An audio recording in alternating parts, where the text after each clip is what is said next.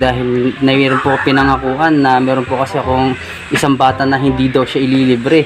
Eh sabi ko nga sa kanya, hindi kita ililibre ng namits. Gago! Ililibre ko lang si Injo, pati si EJ. Kada pa siyang kalbo. Ay, hindi ko alam, lagi ko pinupuntahan sa bahay dahil takaw na takaw po sila. Gusto po ng manok. Gago!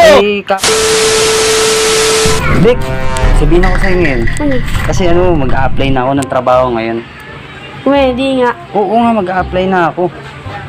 Oo nga daw. Gibiro pa ako. Pag nagtatrabaho na ako, di mas... Pag natrabaho ka, lilibre kita ng namits. Oo, lilibre kita ng namits. Ako man lilibre sa'yo. Naniniwala ka ba? Oo. Matatanggap ako. Sige nga.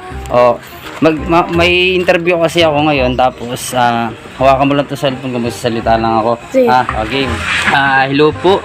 Magandang araw po. Ako nga po pala si KJ. Ako po yung nag-apply ng trabaho sa inyo kasi kaya po ako nag-apply dahil mayroon po ako pinangakuan na meron po kasi akong isang bata na hindi daw siya ililibre. Eh sabi ko nga sa kanya, hindi kita ililibre ng namits. Ang ililibre ko lang si Injo, pati si EJ. Eh wag ho kayong maingi sa kanya kasi kapag nalaman niya ho na nakapagtrabaho tapos may sahod ako, eh pag may sahod ako tataguan ko siya. Eh ang pangalan po nun is Cedric.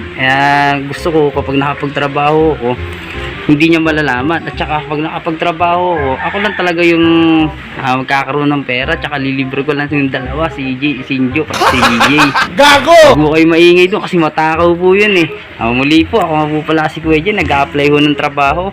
Huwag niyo ipapaalam kay Cedric ubos po ang namits niya, panigurado. Ubos po ang manok niyan. Ubos po ang manok yan. Sa laki po ng bunganga niya, sa laki po ng sikmura yan. Uli, ako nga po pala si Kuya Jen. Nagpapaalam po at nag-a-apply po ng trabaho.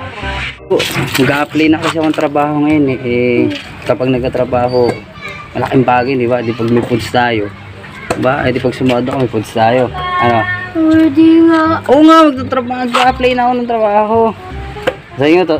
Totoo, mag-a-apply na ako. Nangyala ka ba? May interview nga ako ngayon interview mo, hawakan kami cellphone kasi bawal ako makita, nakashoot ako Hello po, ako nga po pala si Kuya J. Ako po yung nag-a-apply ng trabaho. Dahil kaya po ako nag-a-apply ng trabaho dahil meron po kami isang alaga ho dito na napagkalaki-laki ho ng tiyan. Complete uniform pa ho.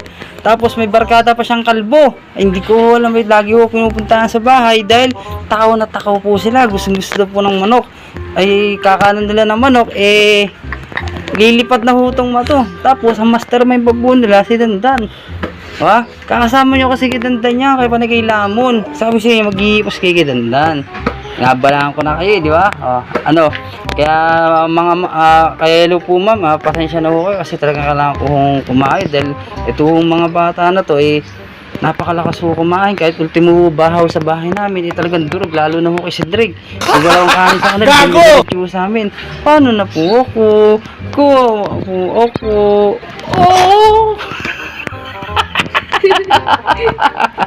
Yun lang po, ako po si Kuya Jen, nag-a-apply ng trabaho. Maraming salamat po. Gago!